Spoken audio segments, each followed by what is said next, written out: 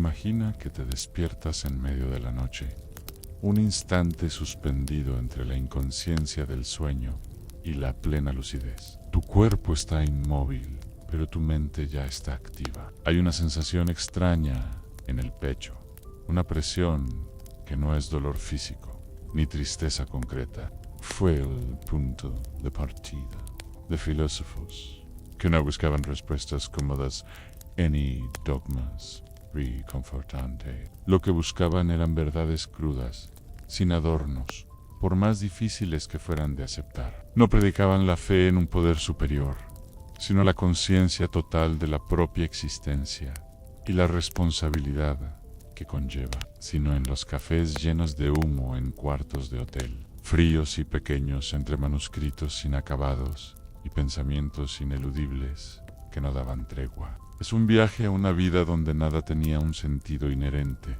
pero aún así se seguía viviendo, se creaba, se amaba y se luchaba. Es algo más difuso, más escurridizo, como si la realidad, el mundo que conoces y que te da un sentido de seguridad, hubiera perdido su forma durante el sueño. Y ahora, al abrir los ojos en la oscuridad, nada parece tener sentido. Las cosas que dabas por sentadas ya no son tan firmes. No es una pesadilla que te haga saltar de la cama con el corazón acelerado, pero tampoco es el alivio que te da saber que estás seguro en tu hogar. Es un estado de pura existencia.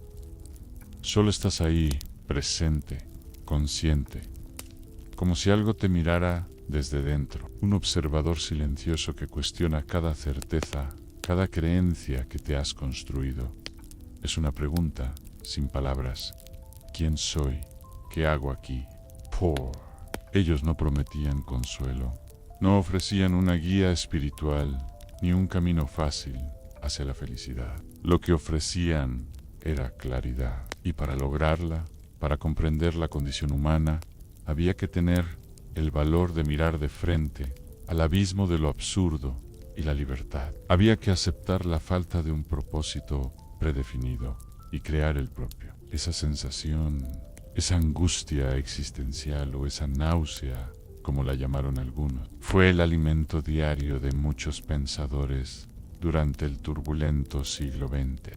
Pensemos en figuras como Albert Camus, Jean-Paul Sartre, Simone de Beauvoir. Pero no te preocupes, este no será un descenso vertiginoso, ni una caída abrupta. Será, más bien, un descenso lento, casi poético, como una niebla que baja suavemente por las calles adoquinadas del París de posguerra. Un lugar que fue el epicentro de este movimiento de ideas. Hoy viajaremos allí a una época y un lugar donde la filosofía no se discutía en las aulas. París no brilla. No, en este año, 1943. No lo ha hecho desde hace mucho tiempo. Y el apelativo de la ciudad de la luz se ha atenuado hasta convertirse en un resplandor fantasmal, apenas un recuerdo. Las cicatrices de la ocupación nazi y el conflicto se ven en cada rincón, rostro, pero lo tomas de todos modos, como un acto de rutina, un gesto que te ancla a la jornada que comienza. Es una atmósfera densa que se pega a la piel y a la ropa, un olor que se ha convertido en una parte intrínseca de tu identidad, que significa ser libre en estas circunstancias. Eres libre si no puedes cambiar nada en tu vida, si estás atrapado en este ciclo de repetición. Eres libre si no puedes dejar este trabajo, ni mudarte de barrio en busca de algo mejor, ni escapar de la rutina opresiva del tedio. El lugar es sombrío, lleno de humo de tabaco, pero las voces de la gente, las risas ahogadas, son un consuelo que rompe la soledad. Las pocas luces de las calles se encienden y las del Pont Neuf tiemblan sobre el agua oscura y misteriosa del Senan. Y entonces lo sientes en una extraña paz. No es la paz de la felicidad o la alegría, sino la de la aceptación. Es como si al aceptar que no hay una respuesta a tus preguntas, que el absurdo es parte de la vida, pudieras por fin descansar un poco. Como si el peso que cargabas se aliviara. No porque haya desaparecido, sino porque ya no luchas contra él. Has dejado de buscar un significado externo y has comenzado a crearlo internamente. La lluvia golpea los ventanales con una suavidad que contrasta con la dureza de la vida. Pides un vino barato, agrio, que calienta el estómago, y un cuaderno viejo, con las páginas amarillentas por el tiempo. No escribes nada importante, nada que valga la pena publicar, solo pensamientos sueltos, preguntas que te persiguen y que no puedes silenciar. Y si no hubiera un porqué, un gran plan maestro que diera sentido a todo esto. Y si la rutina, esta monotonía opresiva, es lo único real que existe. Y si vivir simplemente no necesita un sentido predefinido, sino que el sentido se crea a cada paso, con cada decisión, por más pequeña que sea. Afuera, la guerra avanza con su ritmo implacable. En el frente, para los soldados, la muerte puede ser rápida y brutal, una explosión que lo termina todo en un instante.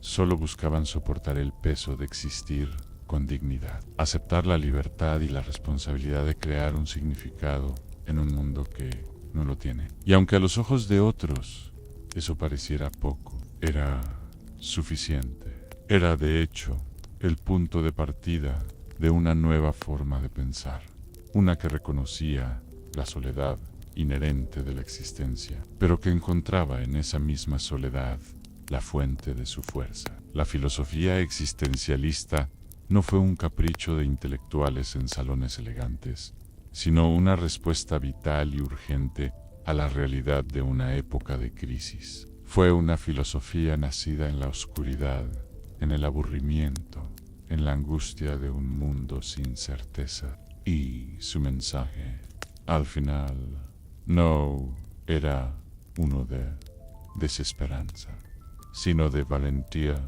atrevit, así. Pero aquí, en el interior de la ciudad, el desgaste es lento y silencioso. Es el día a día el que te consume, la ausencia de un propósito claro, la espera interminable de un final que no se vislumbra. Las manos se manchan desde temprano, una señal visible de la jornada que comienza. El acto es más un gesto que un placer, una forma de ocupar las manos y la boca, de darle un ritmo a la quietud, de anclarte en el momento. El humo sube en espiral, retorciéndose y desapareciendo en el aire húmedo mientras escuchas a tus compañeros hablar de fútbol. Una distracción trivial que los conecta con el pasado o de los rumores sobre los alemanes.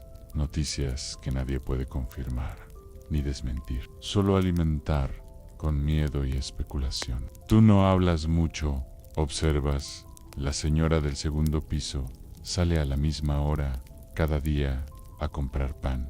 Su rostro es una máscara de resignación. El cartero, que solía silbar una melodía alegre, ya no lo hace. La radio repite la misma canción una y otra vez, una melodía que ya no te dice nada. Todo parece un ritual sin sentido, bucal, infinito. Y, sin embargo, sigue.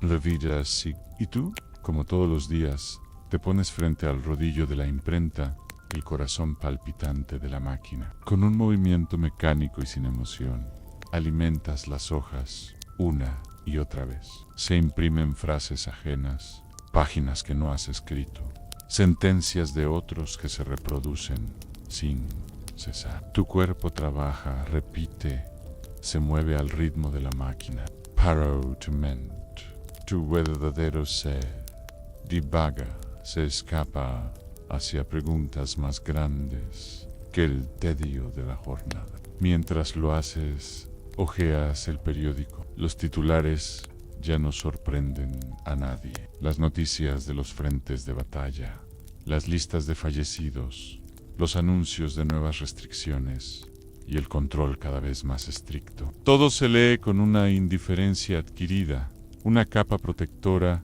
que has desarrollado con el tiempo contra el dolor y la angustia. Las farolas aún se encienden al anochecer, pero su luz es amarilla temblorosa. Un parpadeo vacilante que apenas logra disimular las grietas profundas en los muros de los edificios y el hollín que se ha acumulado en las fachadas de las fábricas. Es una luz débil que no puede ocultar la mirada perdida y agotada de los trabajadores que emergen del metro al final de su jornada, con los hombros encorvados y el paso lento. Son rostros que reflejan el peso de una existencia marcada por la incertidumbre, el racionamiento y el temor constante que se respira en el aire. Tú eres uno de esos trabajadores. Tu lugar en el mundo se encuentra dentro de una imprenta, un edificio estrecho y viejo de 3 plantas. Sus paredes de piedra y ladrillo están impregnadas de siglos de historia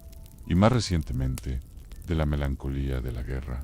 Las ventanas, sucias y cubiertas de polvo, no abren del todo, como si la edificación misma estuviera asfixiándose, y una humedad constante se cuela en la ropa, en el papel y en el aire que respiras. Cada mañana es una repetición exacta de la anterior, un bucle infinito que se impone a tu voluntad. El despertador, un objeto de lujo y modernidad que pocos tienen, no suena. En cambio, te despierta el ruido estruendoso de las cañerías, del edificio que gimón y resuena, o el grito lejano y agudo de un vendedor de periódicos en la calle, una voz que anuncia las noticias de un mundo en guerra. El pan de la mañana, un lujo a medias y racionado, ya no tiene la corteza crujiente de antaño, y el café, hecho con sustitutos de cereales tostados, está aguado, una sombra de lo que solía ser. En imprenta, el aire está cargado de un olor a tinta fresca, a papel recalentado por el calor de las máquinas y a la grasa espesa que mantiene los engranajes en movimiento. Piensas en la libertad, esa palabra tan grande, tan noble, que sin embargo aquí parece pequeña, casi ridícula. En el breve descanso del mediodía, fumas un cigarro, un lujo en tiempos de escasez. Por la tarde, te detienes en un café. Es tu santuario, tu refugio personal, un lugar donde el tiempo parece ralentizarse. Te quedas ahí, mientras la ciudad se apaga lentamente. Así era la vida de muchos en esa París. No buscaban una redención en la fe, ni esperaban grandes epopeyas o heroísmos para darle valor a su existencia. Imagina ahora un sol diferente, un sol más fuerte, más seco, más ineludible. Nació sin padre, muerto en la guerra de forma temprana, y con una madre casi muda, una figura silenciosa y trabajadora, incapaz de expresar sus emociones o de ofrecer palabras de consuelo. Su infancia fue marcada por la presencia imponente de una abuela que imponía más silencios que palabras, una figura austera que moldeó su carácter con la disciplina del deber y la austeridad. Descubrió en las palabras de los pensadores lo que ya había intuido desde siempre en la playa de Argel, que el mundo no ofrece respuestas a las grandes preguntas, no porque el universo sea hostil o esté en tu contra, sino porque simplemente no habla en preguntas como ¿por qué nací? ¿Por qué existe el sufrimiento? ¿Qué sentido tiene todo esto? En Ella, Camus nos habla de ese hombre condenado por los dioses a un castigo eterno, al empujar una roca enorme cuesta arriba, solo para verla caer una y otra vez por la ladera, por toda la eternidad. Un castigo inútil, un esfuerzo sin recompensa, un símbolo de la futilidad de la existencia. Pero Camus, en un giro brillante de la filosofía, cambia el foco de la narrativa y dice: el instante en que Sísifo desciende, ese momento en que vuelve a buscar su roca, es suyo, es libre, es dueño de su destino. Quedan suspendidas en el aire, como ecos sin eco, preguntas lanzadas al vacío que nunca regresan con una respuesta. Y allí, en ese acto de aceptación sin resignación, está el gesto más radical y valiente de la rebelión. Nunca buscó ser un héroe ni un mártir, solo buscó ser humano en toda su complejidad, porque a veces lo absurdo no necesita ser vencido, solo comprendido. Y en esa comprensión, en esa aceptación tranquila, encontramos la única paz verdadera. Y en su profunda humanidad descubrió una verdad simple y poderosa en que, aunque la vida no tenga un sentido predefinido, uno puede amarla igual, amarla por sus momentos, por su belleza, por la simpleza de existir. La rebelión no está en romper la roca, ni en huir de la montaña. Está en seguir, con los ojos abiertos, sin mentira, sin ilusión, aceptando el absurdo y la futilidad de la tarea, pero encontrando en el propio esfuerzo una razón para vivir. No hubo lujos en su infancia, ni abundancia de libros, solo la aspereza de las piedras, los ruidos lejanos del puerto y las tardes interminables en que el tiempo parecía detenido, tan inmóvil como el aire caliente. El absurdo no es un monstruo que nos persigue, sino una colisión, un choque inevitable entre lo que anhelamos y lo que nos es dado. Camus no buscaba consuelo en la filosofía, ni en la religión, ni en la ideología política. Su respuesta al absurdo era la rebelión, no en un sentido violento, sino en un sentido existencial. Él decía, no hay destino que no se venza con el desprecio. Y al decir desprecio, no se refería a la falta de respeto, sino a la negación de la rendición, a la aceptación sin resignación. Why? Escribió como si cada página fuera un faro pequeño en medio de la niebla, una luz para orientar a aquellos que también se sentían perdidos en la oscuridad. No es la luz amarilla y melancólica de París, sino un calor blanco que lo cubre todo, que no acaricia, sino que golpea con una fuerza inquebrantable. Un hombre que, como tú, en la imprenta parisina, vive sin buscar adornos, sin pretensiones. Mozart no finge emociones, no inventa creencias que lo hagan sentir mejor. No llora donde se espera que llore en un funeral, ni muestra arrepentimiento por sus actos. Y cuando enfrenta su propia muerte, lo hace sin esperanza, sin buscar una trascendencia, solo con claridad. Su honestidad radical, su rechazo a las mentiras de la sociedad, lo convierte en un extranjero en su propio mundo, un extraño para los demás porque es fiel a sí mismo, incluso a costa de la vida. No era una lucha contra un enemigo externo, sino una batalla diaria contra la pobreza, la enfermedad y la falta de oportunidades. Pero nunca se quejó. Caminaba descalzo por patios de tierra ardiente, el calor del suelo subiendo por sus pies. Soñaba con el mar Mediterráneo, con su inmensidad azul. Y cuando por fin llegaba a la orilla, no corría con euforia ni se lanzaba al agua. Simplemente miraba, como si incluso entonces, siendo solo un niño, sintiera que la belleza de la existencia estaba allí para contemplarla, para apreciarla en su totalidad, no para poseerla ni para controlarla. Era la belleza en su estado más puro, una belleza que existía por sí misma, un sol que no se esconde ni consuela, que simplemente está presente, un testigo silencioso de la vida. Es el sol de Argelia, la tierra natal de Albert Camus, una presencia constante e inmensa que no te permite huir de la realidad. Su brutal honestidad es un espejo de la vida misma que no te ofrece refugio, solo la oportunidad de enfrentarla. Camus nació en 1913 en el humilde y polvoriento Bay de Bel. En Argel en su vida no fue un lienzo en blanco, de privilegio. Desde niño, supo que la vida era un esfuerzo constante. Años después, cuando por fin tuvo la oportunidad de estudiar filosofía en la universidad. Y es ahí, en esa tensión entre la necesidad de sentido del ser humano y el silencio indiferente del universo, donde nace el concepto del absurdo. En su novela El extranjero nos presenta a Meursault, pero quizás su obra más conocida y sin duda la más poderosa es el mito de Sísifo. ¿Por qué?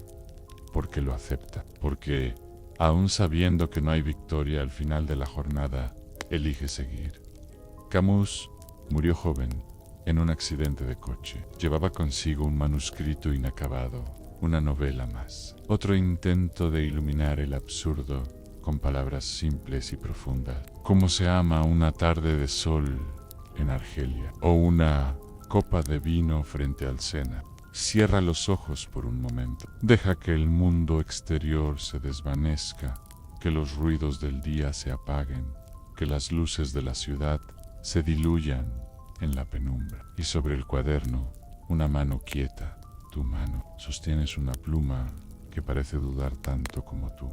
Estás escribiendo, pero no sabes por qué. Con esta frase no estaba promoviendo la muerte, sino que la ponía en el centro del debate existencial. ¿Vale la pena seguir viviendo cuando todo, al parecer, carece de sentido? Con su mirada penetrante y su eterno cigarrillo entre los dedos, decía que el suicidio era una forma de negar la libertad. Cartas sin remitente, guardadas en sobres amarillentos, diarios encontrados en cajones polvorientos. No está en el acto final, en el gesto que apaga la luz.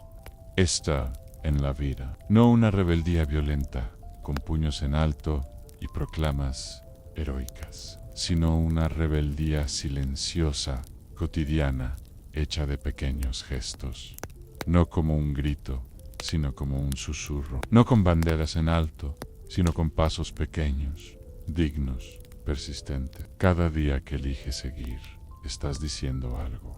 No al universo, porque el universo no escucha, sino a ti mismo. Estás afirmando que a pesar del absurdo, a pesar del silencio, tú decides estar aquí. El suicidio filosófico es, entonces, no un abismo, no una caída, sino una pregunta abierta, una que no exige una respuesta definitiva. Y en esa pregunta, muchos han encontrado compañía, no en las grandes ideas, no en las verdades absolutas, sino en los pequeños gestos, en las palabras garabateadas, en las tazas de café que se enfrían mientras el mundo sigue girando, en cómo, a pesar de la lucidez que hiere, a pesar de la claridad que desgarra, las personas siguen adelante. Piensa en el estudiante en Lyon que se levanta cada mañana, aunque no sabe por qué, y encuentra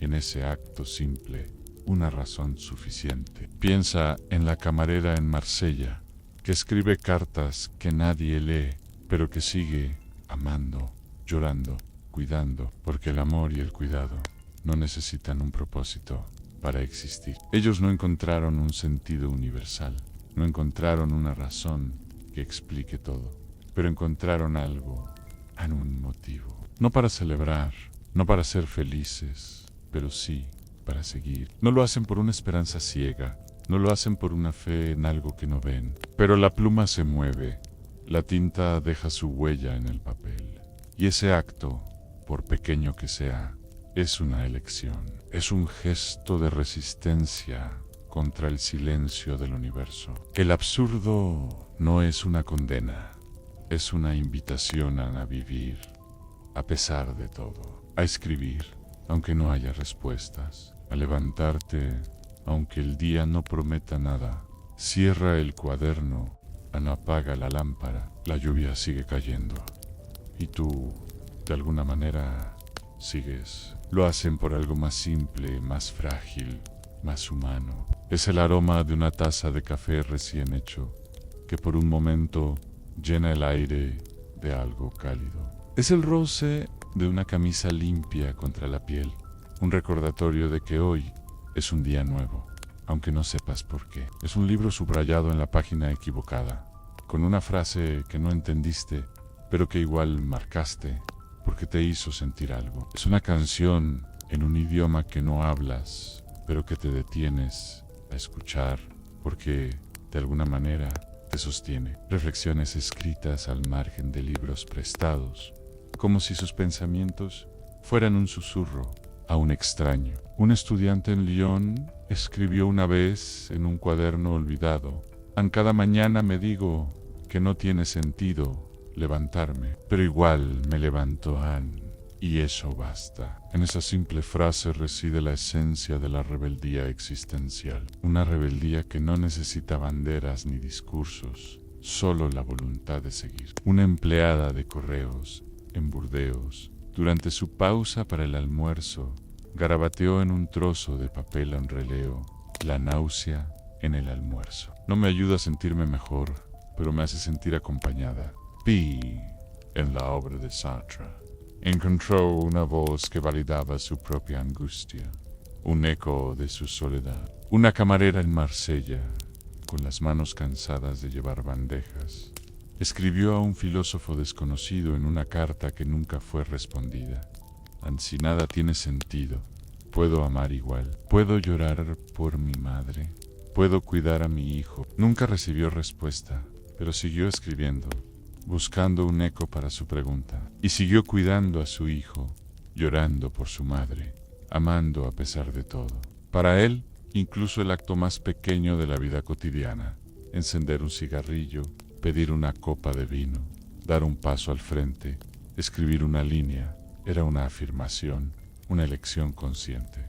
Sartre no creía en un propósito cósmico, pero sí en el propósito que nosotros mismos creamos. El hombre está condenado a ser libre, afirmaba. Condenado, porque no hay escapatoria de esa responsabilidad. Libre, porque en cada momento puedes decidir qué hacer con el absurdo. Vivir, seguir, decidir a cada instante era, para él, el único gesto auténtico en un mundo sin guión. El suicidio, en cambio, era una rendición, un abandono de la libertad que define nuestra existencia. Si no hay un propósito predefinido, si la vida no es un regalo con una función clara, si el universo no tiene un guión que seguir, ¿por qué seguir adelante? Esa pregunta, silenciosa y temida, no se grita en los salones de clase, ni se proclama en las plazas públicas. Recorre los pensamientos de escritores, obreros, filósofos y poetas, en la calma inquietante de una noche sin propósito, como la que tú vives en esta habitación imaginaria, con la lluvia como único testigo. No hay un propósito claro, ni un mensaje que necesites enviar al mundo. No hay mayor tristeza que despertarse y no saber qué hacer con el día. Escribió una vez, sentado frente a un escritorio no muy distinto al tuyo. Lo hacía así, durante horas, con una taza de café frío a un lado, las cortinas cerradas, el mundo reducido a las palabras que garabateaba. Procharon no promovía la muerte, pero tampoco la decoraba con promesas vacías. Vivía, como tantos otros, en una especie de margen, un territorio intermedio entre la desesperación absoluta y la simple resistencia. Sus escritos no eran un intento de salvarse, ni de redimir al mundo. Eran un esfuerzo por nombrar lo innombrable, por darle forma a una angustia que no tiene contornos. No vivo para encontrar respuestas, anotó en otra página, sino para soportar las preguntas. No escribes para que alguien te lea, ni para que alguien te entiendan solo. Escribes. Is an acto puro. Un gesto sin justificación. Como si, al mover la pluma sobre el papel, intentaras atrapar algo que no tiene forma, algo que se desliza entre los dedos, como el humo. Imagina ahora una habitación muy pequeña, un espacio que se siente más como una celda que como un refugio. No es una tristeza pasajera, no es una nube que se disipa con el viento, o un mal día que se olvida con el amanecer. Es un peso, una sombra que se instala en los huesos, una certeza que no puedes sacudirte. Para los existencialistas, esta sensación no es una crisis momentánea ni un signo de debilidad. Es la materia prima de la vida, el lienzo en blanco sobre el que cada uno debe pintar su propia existencia. El punto de partida no es la esperanza, ni la fe, ni el amor, ni la creencia en un gran plan divino. Es la conciencia brutal, desnuda, de que el universo es indiferente, de que no responde a tus preguntas, de que no hay un narrador omnisciente que explique el próximo capítulo. Solo hay silencio, y en ese silencio, una pregunta. Las paredes están desgastadas, marcadas por el tiempo, con grietas que parecen susurrar historias olvidadas. En el centro, un escritorio viejo, de madera áspera, lleno de arañazos que nadie recuerda cómo llegaron ahí. Una lámpara antigua, con una bombilla que titila y arroja una luz tenue, como si dudara de su propia existencia. Y afuera, el sonido persistente, hipnótico, de la lluvia golpeando los cristales de la ventana. Es un sonido que lo llena todo, un telón de fondo para el silencio pesado de tus propios pensamientos. Un murmullo constante que no promete nada, pero que insiste en hacerse escuchar. Sobre el escritorio, un cuaderno. Sus páginas están arrugadas, algunas manchadas de tinta, otras con círculos de café que se han secado con el tiempo. En muchos momentos de la historia, las personas han sentido que el mundo carece de un propósito inherente. Albert Camus, el filósofo de la honestidad cruda, lo expresó con una claridad que corta como el filo de una navaja. El único problema filosófico verdaderamente serio es el suicidio. Los diarios de Émile Cioran, el filósofo rumano que vivía en un pequeño apartamento en París, están llenos de frases breves, como cuchillos que no cortan, pero tampoco curan. Jean-Paul Sartre, por otro lado, rechazaba el suicidio como una solución. Y luego están los menos conocidos, aquellos cuyas voces no se publicaron en libros académicos, cuyos nombres no aparecen en las enciclopedias. El misterio del suicidio filosófico no está en la muerte. Para Camus, vivir era un acto de rebeldía. Piensa en la empleada de correos, sentada en un banco durante su pausa, con un libro de Sartre en las manos, buscando en sus páginas un reflejo de su propia inquietud. Y tú, en esa habitación pequeña, con la lluvia golpeando los cristales, sigues escribiendo, no sabes por qué. Ni para.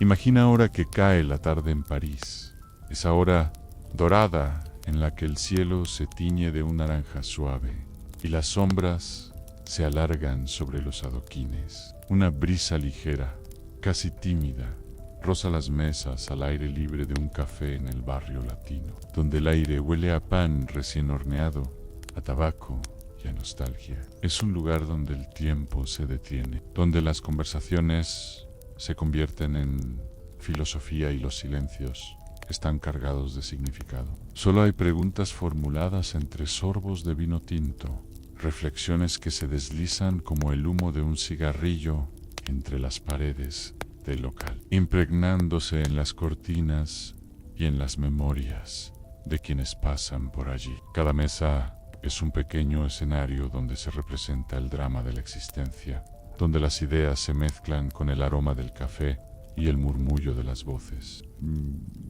Aquí en Les Deux Magos, la vida se vive con una lentitud deliberada, como si cada gesto, levantar una taza, encender un fósforo, venía de Argelia, de una tierra bañada por la luz del Mediterráneo, donde el sol quemaba la piel y la pobreza marcaba los días. No se adoraba a Dios, ni al Estado, ni al dinero. En un mundo donde Dios ha muerto, donde las normas se desmoronan, donde la vida no tiene un guión prescrito, ¿cómo vivir en medio de una Europa sacudida por la guerra, la ocupación nazi y la lenta reconstrucción moral de un continente herido. Ellos optaban por pensar, por amar, por escribir, no para iluminar al mundo, no para salvar a la humanidad, sino para entenderse a sí mismos. La tarde se ha convertido en noche y las luces del estómago brillan con una calidez que contrasta con la frialdad del mundo exterior. La brisa sigue soplando, las cucharitas siguen golpeando las tazas y el humo de los cigarrillos sigue dibujando espirales en el aire. En una mesa, alguien escribe una línea en un cuaderno, en otra, alguien lee en silencio, y en todas hay un murmullo, un susurro que dice sigue, aunque no sepas por qué, sigue, porque estás aquí. Y en ese seguir, en ese acto simple y profundo, está todo lo que necesitas para respirar un día más. Cada palabra escrita, cada discusión en un café, cada nota de jazz en un sótano, era un intento de darle forma al caos, de encontrar belleza en un mundo que no la ofrecía gratis. La respuesta nunca era una receta, un manual de instrucciones para la felicidad. No era un sistema de creencias, sino una manera de enfrentarse al vacío. No buscaban un sentido universal, una verdad que lo explicara todo. Encontraban belleza en la pregunta misma, en el acto de formularla, en el coraje de seguir haciéndolo día tras día. En esos cafés, en esas mesas llenas de migas y manchas de vino, en esas libretas llenas de tachones, ellos construyeron un legado que no prometía respuestas, pero que ofrecía algo más valioso: la libertad de preguntarse, de dudar, de existir. Era una actitud, una forma de estar en el mundo. Era sentarse derecho, aunque el cuerpo pesara. Era mirar a los ojos, aunque el alma estuviera cansada. Era aceptar la falta de sentido, no como una derrota, sino como una liberación. Porque si nada tiene sentido, entonces todo es posible. Cada elección, por pequeña que sea, es un acto de creación. Un lienzo en blanco donde puedes pintar lo que quieras. Solo se adoraba la conciencia, la capacidad de mirarse al espejo cada mañana y aceptar que lo que ves no tiene un propósito predefinido. Era una adoración silenciosa, hecha de gestos pequeños: encender un cigarrillo, subrayar una frase, compartir un trago con un amigo. En esos espacios, la élite cultural existencialista no era glamorosa en el sentido tradicional. Sus ropas eran sencillas, a menudo gastadas por el uso. Sus días, rutinarios, llenos de cafés fríos y libretas llenas de garabatos. Y sus noches, largas, interminables, marcadas por discusiones que duraban hasta el amanecer. Pero había algo magnético en ellos, una mezcla de tristeza crónica y lucidez brillante, una resistencia estética, intelectual y silenciosa que atraía a todos los que se cruzaban en su camino. Había crecido pobre, lejos de los cafés elegantes y las discusiones intelectuales de París. Prefería la claridad del mar a las luces tenues de los bares, el calor de la arena a las mesas de madera pulida. Pero incluso en su distancia era una figura central. Sus escritos llegaban a los mismos cafés, leídos por jóvenes que hojeaban El extranjero o El mito de Sísifo, con una mezcla de asombro y desconcierto. Esos textos, escritos con una precisión casi quirúrgica, planteaban preguntas que resonaban en el alma.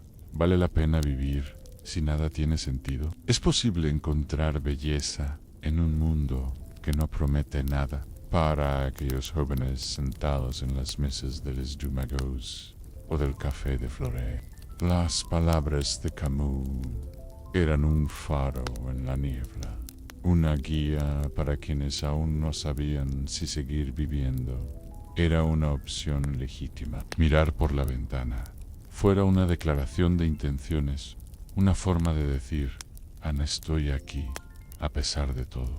En una esquina, Jean-Paul Sartre escribe en una libreta gastada, su pluma moviéndose con la urgencia de quien intenta atrapar un pensamiento antes de que se desvanezca. Rechazaba los roles tradicionales impuestos a las mujeres, esas jaulas invisibles que dictaban cómo debía comportarse Aumar o existir. Por las noches, cuando las luces de neón parpadeaban y el aire se llenaba de notas improvisadas, escribía novelas delirantes en las que la tristeza se vestía de ironía, como si reírse del absurdo fuera la única forma de soportarlo. Sus historias, llenas de imágenes surrealistas y personajes imposibles, eran un reflejo de su propia vida, una mezcla de genialidad y fragilidad, de alegría y melancolía. Vía no buscaba respuestas,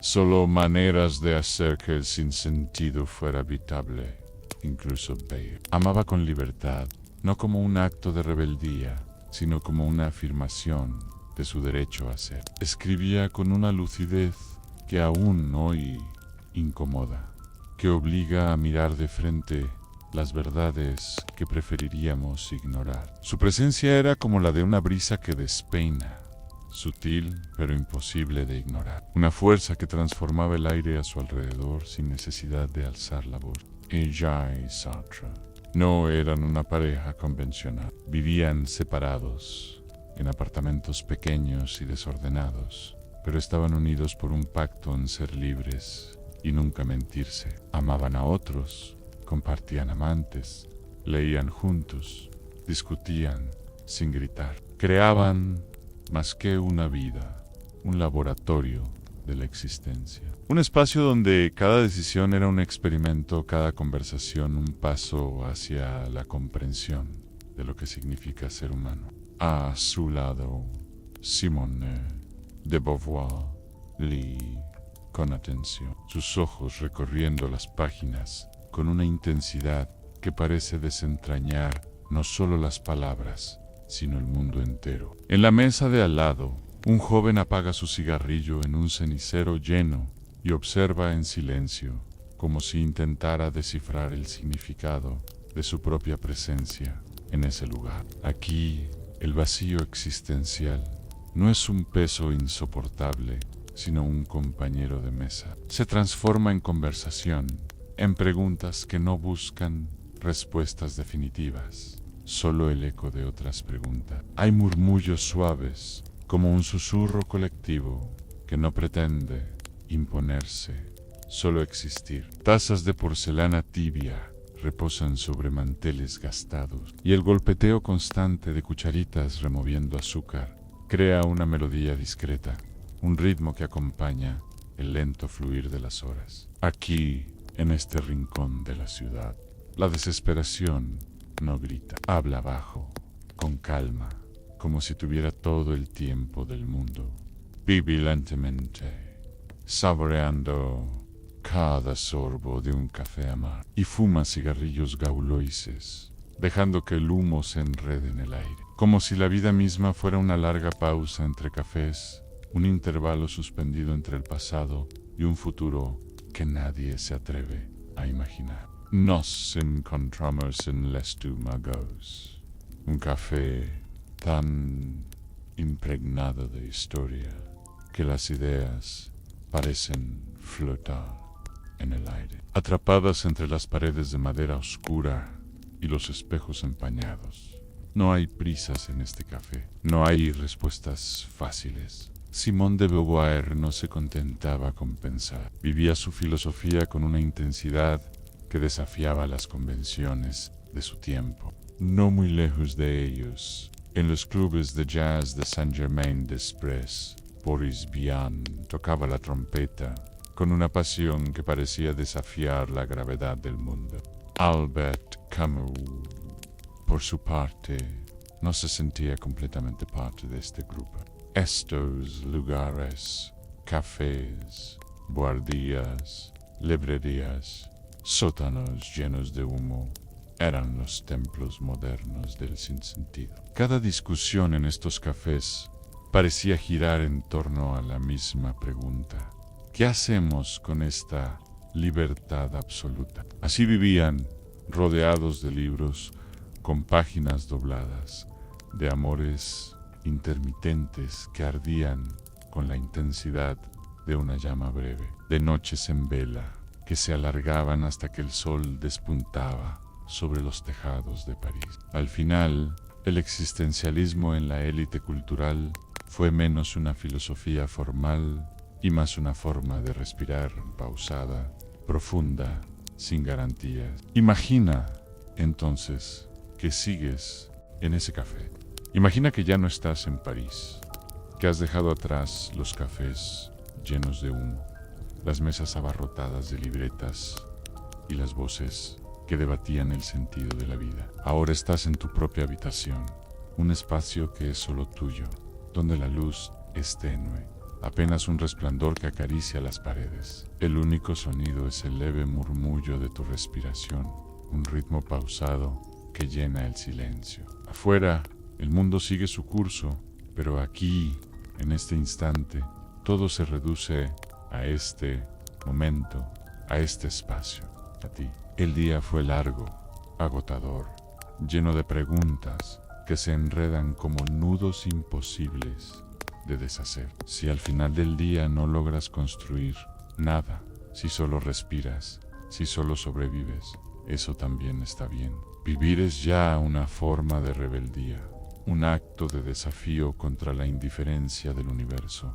Y dormir, quizás, sea otra. Dormir es permitirte descansar en la incertidumbre, dejar que el peso del día se desvanezca sin exigirte nada a cambio. Preguntas sin resolver, como las que rondaban las mentes de aquellos que vivieron entre guerras, cafés y hojas en blanco, buscando un sentido que nunca llegaba. Deja que tu mente vague entre ecos de pensamientos ajenos, entre el humo de un café parisino que nunca visitaste, entre el murmullo de ideas que no exigen ser comprendidas. Tan solo acuéstate, respira, encierra los ojos y permite que la incertidumbre te arrope como una manta que no aprieta, pero que abriga. Porque tal vez, en el fondo, dormir sin sentido es la forma más honesta de vivir. Es aceptar que no todo necesita explicarse, que no todo necesita un propósito.